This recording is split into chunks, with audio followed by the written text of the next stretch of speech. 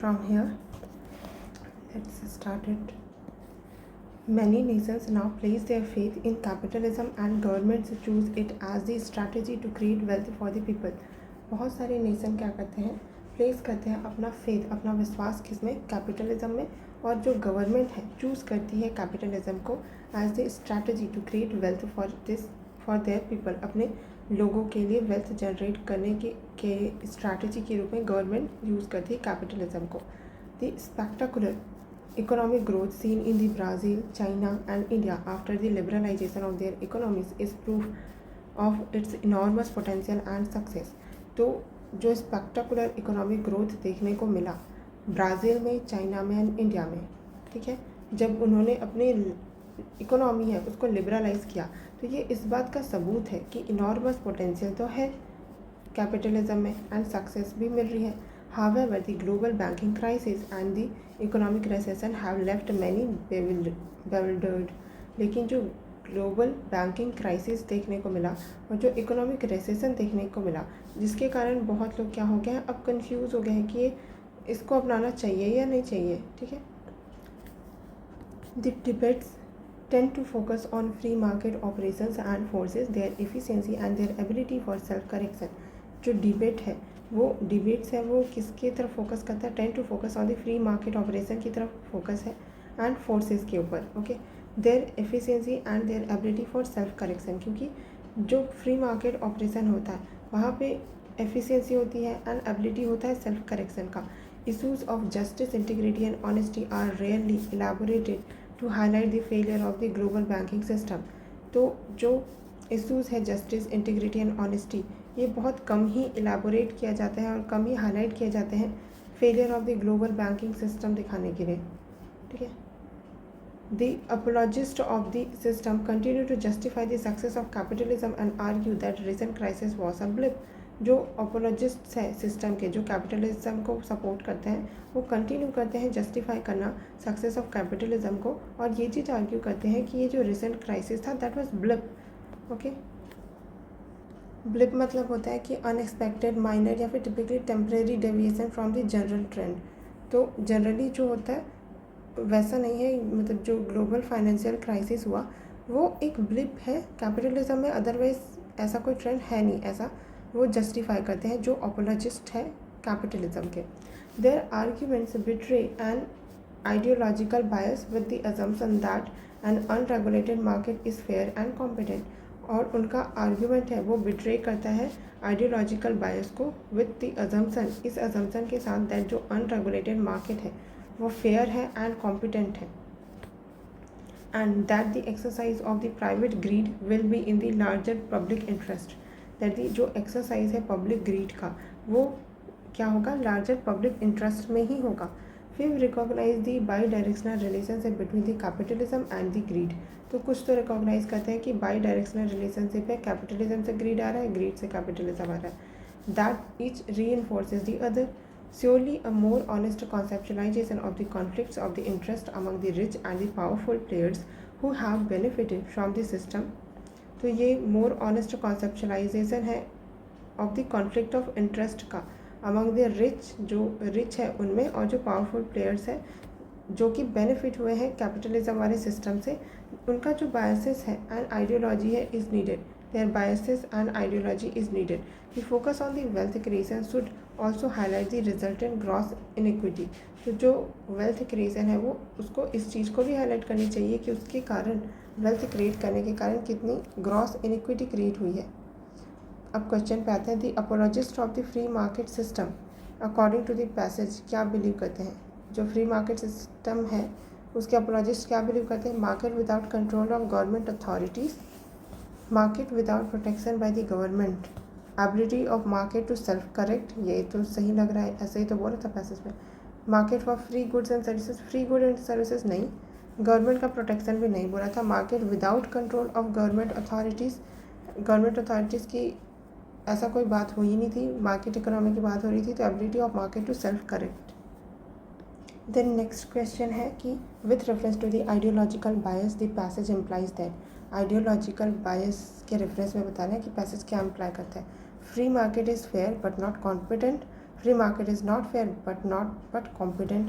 Free market is fair and competent. Then free market is neither fair nor biased. तो ये तो नहीं है.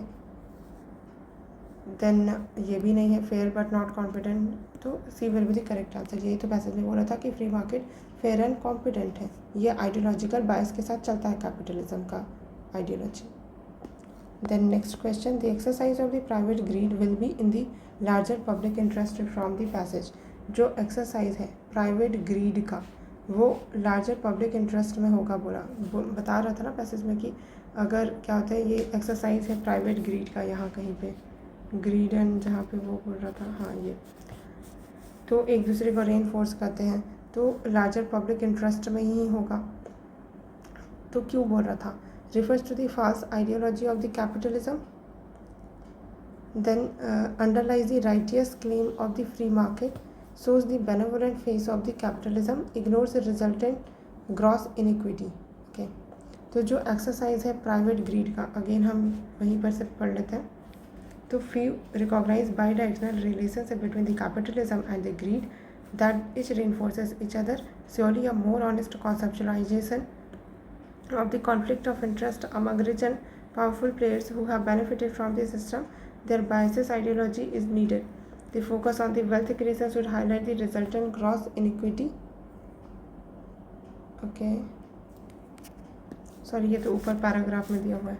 The arguments their arguments betray the ideological bias with the assumption that unregulated market is fair and competent.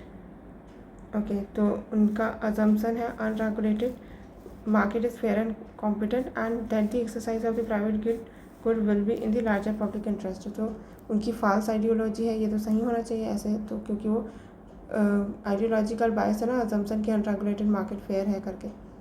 तो first तो सही होना चाहिए. Then underlies the righteous claim of the free market का राइटियस क्लेम, ये तो नहीं लग रहा, तो सेकंड नहीं होना चाहिए, ये हटा देते हैं. shows the benevolent face of the capitalism का benevolent ऐसा तो कुछ नहीं था. ignores the resultant gross inequity, yes, तो 1 and 4 should be the correct answer.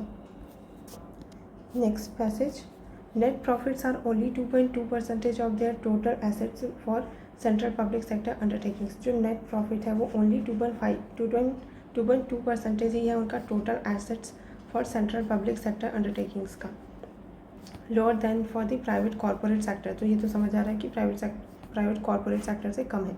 While the public sector और the state led entrepreneurship played an important role in the triggering India's industrialisation. भले ही जो स्टेट लेड एंटरप्रेन्योरशिप है उसने important role तो play किया है ट्रिगर करने में इंडिया के इंडस्ट्रियलाइजेशन को. Our evolving development needs comparatively less than the satisfactory performance of the public sector enterprises. लेकिन जो परफॉर्मेंस है वो कंपेरेटिवली क्या है, सेटिस्फैक्ट्री से कम है पब्लिक सेक्टर इंटरप्राइजेस का. The maturing of our private sector a much larger social base now available for expanding entrepreneurship and growing institutional capabilities to enforce competition policies would suggest that the time has come to review the role of the public sector. हो रहा है कि जो mature हो रहा है हमारा private sector और मच लार्जर जिसका सोशल बेस है, अब वो अवेलेबल है फॉर एक्सपांड करने के लिए अपना एंटरप्रेन्योरशिप एंड ग्रो करने के लिए institutional capabilities to enforce competition policies. और ये इस बात को सजेस्ट कर दिया है कि ये अब टाइम आ गया है कि हमको जो हमारा पब्लिक सेक्टर है उसके रोल को रिव्यू करने की ज़रूरत है. What should the portfolio composition of the government भी, गवर्नमेंट का पोर्टफोलियो कंपोजिशन क्या होना चाहिए. It should not remain static all times, हमेशा वो स्टैटिक नहीं होना चाहिए गवर्नमेंट का portfolio. The airline industry works well as a purely private affair. जो एयरलाइन इंडस्ट्री है वो अच्छा काम करती है जब वो प्योरली क्या होती है, प्राइवेट अफेयर होती है. At the opposite end rural roads whose sparse traffic makes tolling unviable. और वहीं पे अगर हम जो रूरल रोड्स की बात करें तो वहाँ पे स्पेयर्स बहुत कम ट्रैफिक होता है, तो वहाँ पर टोल वगैरह तो कलेक्ट कर नहीं सकते प्राइवेट सेक्टर, तो उनके लिए वो अनवाइबल हो जाता है. Have to be on the balance sheet of the state. तो ये स्टेट की बैलेंस शीट में होनी चाहिए कि रूरल रोड बनाना स्टेट का काम होना चाहिए और एयरलाइन इंडस्ट्री प्राइवेट सेक्टर के पास होनी चाहिए purely. If the government did not own rural roads they would not exist. अगर गवर्नमेंट नहीं ओन करेगी रूरल रोड्स को तो रूरल रोड एग्जिस्ट ही नहीं करेंगे, क्योंकि प्राइवेट सेक्टर प्रॉफिट नहीं मिलेगा, क्योंकि वहाँ पे ट्रैफिक नहीं है, टोल कलेक्शन नहीं होगा, तो वहाँ पे रोड बनाएगी ही क्यों. Similarly Public health capital in our towns and cities will need to come from the public sector. Similarly जो पब्लिक हेल्थ कैपिटल है हमारे टाउन का, हमारी सिटीज़ का, वो कहाँ से आना चाहिए? From the public sector.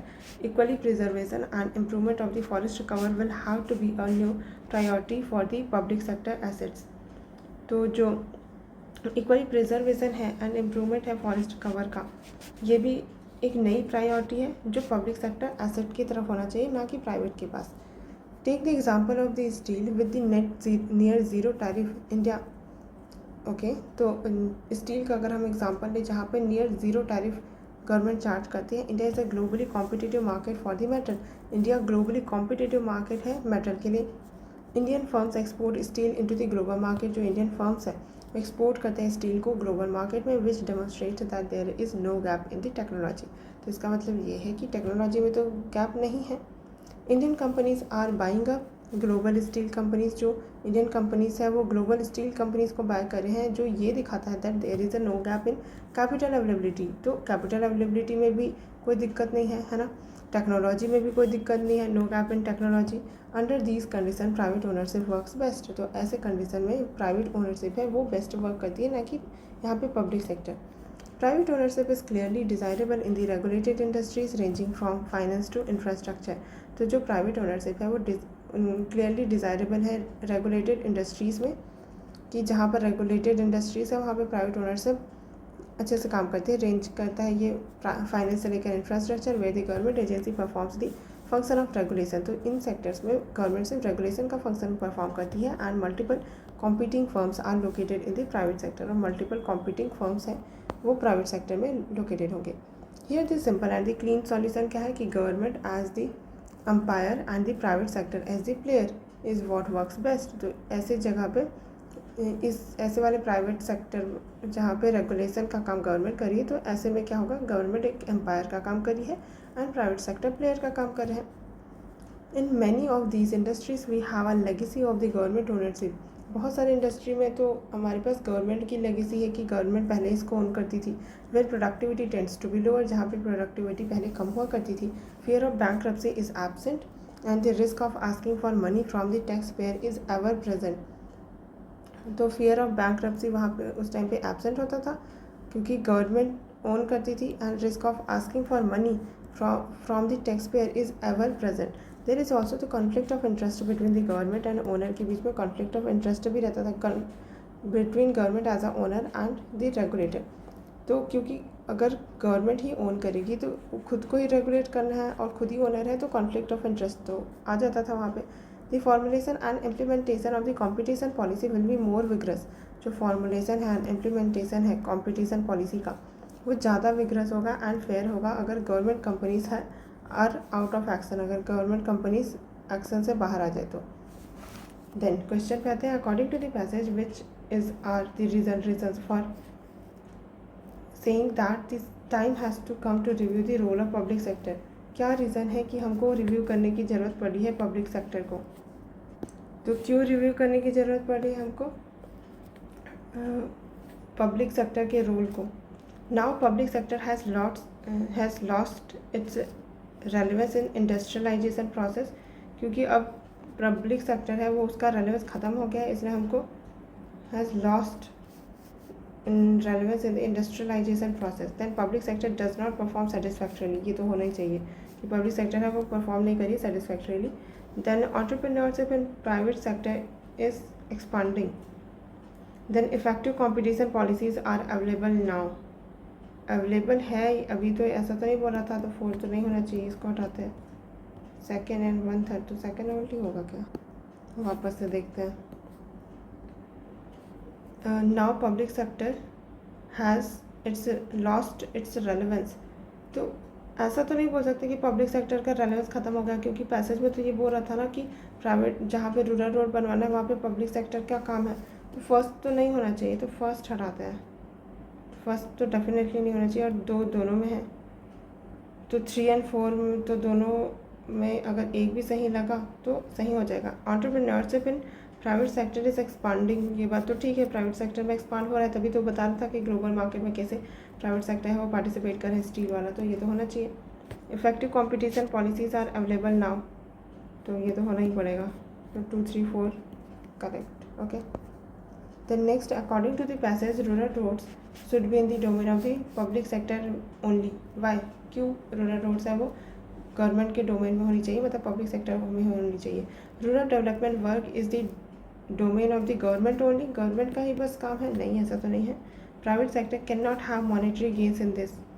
कोई मॉनेटरी गेन नहीं हो सकता इसमें. बात तो सही, बट बाकी ऑप्शन देख लेते हैं. Government takes money from tax payers and hence it is responsibility of the government only. नहीं, ऐसा तो नहीं है. Private sector need not have any social responsibility. नहीं है, तो यही सही है. फिर तो प्राइवेट सेक्टर है, उनका मॉनेटरी गेन नहीं है, इधर टोल कलेक्शन नहीं होता, इसलिए रूरल रोड से होना चाहिए, वो डोमेन होना चाहिए पब्लिक सेक्टर का. Then next question, the portfolio composition of the government refers to. Portfolio composition है गवर्नमेंट का, वो क्या है? पब्लिक सेक्टर एसेट क्वालिटी है, investment in liquid assets, mix of government investment in different industrial sectors, buying return on investment yielding capital assets. तो buy करना return on investment yielding capital asset, ये तो नहीं होना चाहिए. Mix of government investment in different industrial sector में, okay, liquid asset, public sector asset quality. तो public sector asset quality portfolio composition वापस जाता है. पोर्टफोलियो कंपोजिशन में कहाँ था ये? What should be the portfolio composition of the government? It should not remain static all the time. The airline industry works well. अच्छा, ऐसा तो नहीं बताया इधर. तो पब्लिक सेक्टर एसेट की क्वालिटी वाला हिसाब से तो पोर्टफोलियो नहीं बनता है, तो ये तो नहीं होना चाहिए. इन्वेस्टमेंट इन लिक्विड एसेट नहीं. Mix of government investment in different industrial sector का मिक्स होना चाहिए, तो यही होना चाहिए, C. Then the author prefers government as the umpire and private sector as player because government prescribes norms for a fair play by the private sector. Government prescribe करता है norm for a fair play by the private sector. Government is ultimate in the policy formulation. Government has no control over. ये तो नहीं होगा. None of this are वो correct. तो यहाँ पर तो गवर्नमेंट प्रेस्क्राइब करती है norm for a fair play by the private sector. तो यही आएगा आंसर में कि गवर्नमेंट है वो नॉर्म बताएगी ताकि फेयर प्ले हो सके प्राइवेट सेक्टर में. क्योंकि गवर्नमेंट अल्टीमेट नहीं है पॉलिसी फॉर्मुलेशन में, इधर तो ऐसा नहीं है, कोई मीनिंग नहीं बताया था ऐसा कुछ पैसेज में कि गवर्नमेंट विल बी अल्टीमेट, और नन ऑफ द अब होगा नहीं, तो A will be the correct answer. Next,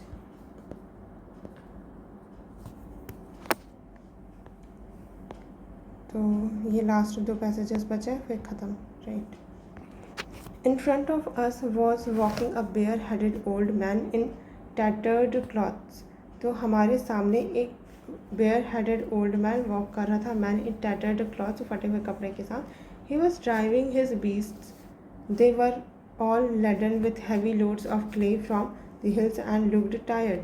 और वो ड्राइव कर रहा था अपने बीस्ट में. फिर they were all laden with heavy loads of clay से लोडेड था from hills and looked tired. The man carried a long whip which perhaps he himself has made. और उसने लॉन्ग whip कैरी किया हुआ था, जो हो सकता है कि उसने शायद खुद बनाया हो. As he walked down the road he stopped now and then to eat and wild berries that grew on the bushes along the uneven road. फिर वो रास्ते में रुकता है और उसके बाद फिर क्या करता है, जो वाइल्ड बेरीज है उसको खा लेता है जो रास्ते में बुशेस के किनारे थे, मतलब रोड के किनारे जो बुशेस थे वहाँ पे थे. When he threw away the seeds the bold birds would fly to peck at them. और जब वो जो सीड्स है उनको फेंकेगा तो बोल्ड बर्ड्स है वो क्या करेगा, फ्लाई करेंगे और उस बीज को पकड़ लेंगे, pack at them. Sometimes a stray dog watched the procession philosophically and then began to bark. तो कभी कभी होता था जो स्ट्रे डॉग है वो उनको देखेगा और फिलोसॉफिकली वो क्या करेगा, बार्क करने लग जाएगा, भौंकने लग जाएगा. When this happened, my 2 little sons would stand still holding my hands firmly. तो मेरे जो 2 बच्चे हैं वो होल्ड कर रहे हैं मेरे हैंड को और फॉर्मली. और dog can sometimes be dangerous indeed. Dog कभी कभी समटाइम्स डेंजरस भी हो सकते हैं. The author children held his hands firmly. क्यों फर्मली हैंड होल्ड किए थे? They were scared of the barking dogs. They wanted him to plug berries. ये तो है ही नहीं. They saw the whip in the old man's hand. The road was uneven. तो UPSC ने तो ये सारे पैसेजेस के आंसर नहीं दिए हुए हैं, पता नहीं शायद रिमूव हो गया था. तो 1 2 3 4 5 6 ये 6 क्वेश्चन रिमूव कर दिए गए थे। ओके, बट हमको अपने हिसाब से, हम अपने लॉजिक के हिसाब से क्या लगता है उसके हिसाब से हम सॉल्व कर लेंगे। तो इसमें आंसर होना चाहिए कि क्योंकि वो स्कैर्ड थे बार्किंग डॉग से, तो ये होना चाहिए। Then with the expression a stray dog watch the procession philosophically means, इसका मतलब क्या है? The dog was restless and ferocious. जो स्ट्रे डॉग था वो वॉच कर रहा था इस पूरे प्रोसेस को philosophically. The dog stood aloof, looking at the procession with seriousness. The dog looked at the procession with the big wandering eyes. The dog stood there with his eyes closed. तो ये तो नहीं होना चाहिए। और the dog was restless and ferocious, ये भी तो ऐसा कुछ नहीं बोला। The dog looked at the procession with the big wandering eyes, नहीं। I think this will be the correct answer. The dog stood aloof, looking at the procession with seriousness. तो B should be the correct answer. अब पता नहीं UPSC को क्या लगा था, ये पता नहीं पैसेज ही क्यों हटाया। Okay, then Cynthia was a shy girl. She believed that she was plain and untalented. वो बिलीव करती है कि वो प्लेन है, अनटैलेंटेड है। One day her teacher order that the entire class to show up for audition for the school play. Cynthia nearly died of fright when she was told that she would have to stand on the stage in front of the entire class and deliver dialogues. तो जो Cynthia है वो, क्योंकि वो cycle है तो वो बहुत डर के कारण मतलब मर गई, ऐसा बोलते हैं ना, डर के कारण मर गई। वैसा टाइप का सिचुएशन हो गया था उसके साथ जब उसको बोला गया कि तुमको स्टेज के सामने स्टैंड करके डायलॉग बोलने हैं इंटायर क्लास के सामने। The mere thought of it made her feel sick. सिर्फ इसका थॉट से ही वो सिक हो गई। But a remarkable transformation occur during the audition, लेकिन रिमार्केबल ट्रांसफॉर्मेशन हुआ ऑडिशन के टाइम पे। A thin shy girl, her knees quaking, her stomach churning in terror, began to stun everyone with her excellent performance. But यही वो Sai girl थी जिसने सबको अपने एक्सेलेंट परफॉर्मेंस से स्टन कर दिया। Her bored classmates suddenly stopped their noisy chat to stare at her slender figure on the stage. At the end of her audition, the entire room erupted in thunderous applause. तो उसने बहुत अच्छा perform किया, ठीक है। तो Cynthia was afraid to stand on the stage because she felt her classmates may laugh at her. Her stomach was churning. She lacked self-confidence. She did not like school plays. ये तो नहीं है, stomach churning भी नहीं है। She felt classmates laugh at her and she lacked self-confidence. तो self-confidence lack करा था, ज़्यादा सही होगा। अब क्योंकि classmate laugh करेंगे ऐसा कुछ बोला नहीं तो। Then Cynthia's classmates were chatting because क्यों chat कर रहे थे? It was their turn to act next. They were bored of the performance, से बोर हो चुके थे। Cynthia did not act well. फिर the teacher had no control over them. कैसा ही अच्छा लगता है कि इसीलिए ही हटा दिया होगा क्योंकि बहुत ज़्यादा सब्जेक्टिविटी आ गया, पैसे से रिलेटेड कुछ है नहीं, अपने अपने से आंसर मार्क करना पड़ेगा ऐसा लगता है। अब बोल नहीं सकते ना क्योंकि उन लोग चैट क्यों कर रहे थे। बोर्ड ऑफ द परफॉर्मेंस भी हो सकता है, एक्ट नेक्स्ट भी हो सकता है। डिड नॉट एक्ट वेल, अच्छे से एक्ट नहीं किया, ये तो नहीं होना चाहिए क्योंकि लास्ट में बोला कि सिंथिया ने अच्छे से एक्ट किया। Teacher had no control over them, ऐसा भी नहीं बोल सकते कि कोई कंट्रोल ही नहीं है चिल्ड्रन के ऊपर। तो इन दोनों में से होना चाहिए कोई भी आंसर, अब कोई भी हो सकता है इधर तो। Then Cynthia's knees were quaking because she felt nervous and shy. The teacher scolded her, तो नहीं है। She was very thin and weak, then afraid of her classmate, तो she was nervous and shy. Then the transformation that occurred during the audition refers to nervousness of the Cynthia. जो transformation हुआ वो क्या हुआ बोल रहा है? Nervousness of Cynthia नहीं, eruption of entire room in thunderous applause, the surprise on the faces of her classmate, the stunning performance of Cynthia, ये that was the transformation, right? Okay, तो यहीं तक था, इसके बाद पैसेज तो ख़त्म हो गया, right? Next we will do 2013 वाला, that will be the last, okay?